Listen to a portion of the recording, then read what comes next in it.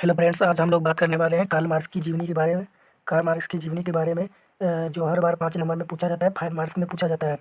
तो आज हम लोग बात करने वाले हैं कार्ल मार्क्स की जीवनी के बारे में। तो आप लोग अच्छे से याद कर लीजिएगा, कॉपी पेन लेके बैठ जाइए, लिखना होगा तो लिख सकते हैं।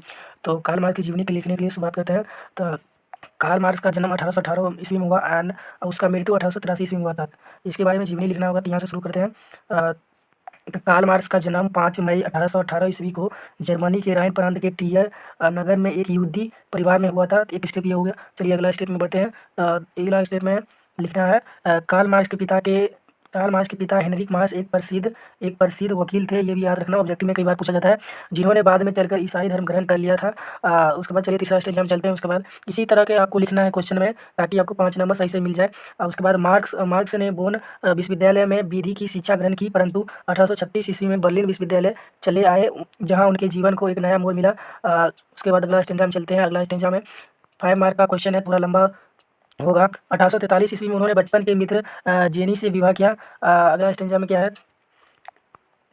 सॉरी गाइज, अगला स्टेंजा में है कार्ल मार्क्स की मुलाकात पेरिस में 1844 ईस्वी में फ्रेडरिक एंगल्स से हुई, जिससे जीवन भर उसकी गहरी मित्रता बनी रही। मार्क्स ने 1867 ईस्वी में दास कैपिटल नामक पुस्तक की रचना कर, ये भी याद रखना कि ऑब्जेक्टिव में कई बार पूछा जाता है कि दास कैपिटल नामक पुस्तक की रचना किसने और कब की, ये सब याद रखना।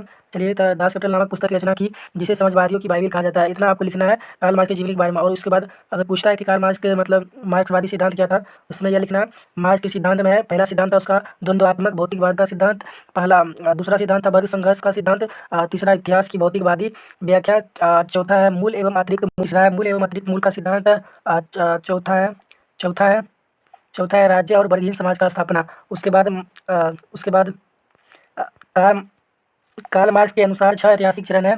पहला है आदिम समयवादी युग, दूसरा दूसरा है दासता का युग, तीसरा है समांति युग, चौथा है पूंजीवादी युग, पांचवा है समाजवादी युग, छठा है साम्यवादी युग। इसी तरह आपको लिखना है पूरा, जैसे जैसे मैंने आपको बताया उसी तरह से आपको लिख लेना है। कॉपी पेन में चाहे आप याद कर ले, चाहे तो आप स्क्रीन शॉट ले सकते हैं। इसी तरह से आपको लिखना है बोर्ड एग्जाम में, ताकि आपको 5 नंबर में 1 नंबर भी नहीं काट सके। 5 नंबर में 5 नंबर आपको फुल मार्क्स मिले। इसी तरह से आप पढ़ते रहिए, मस्त रहिए। अगर वीडियो अच्छी लगे तो चैनल को सब्सक्राइब कर लिए इसी तरह की वीडियो पाने के लिए।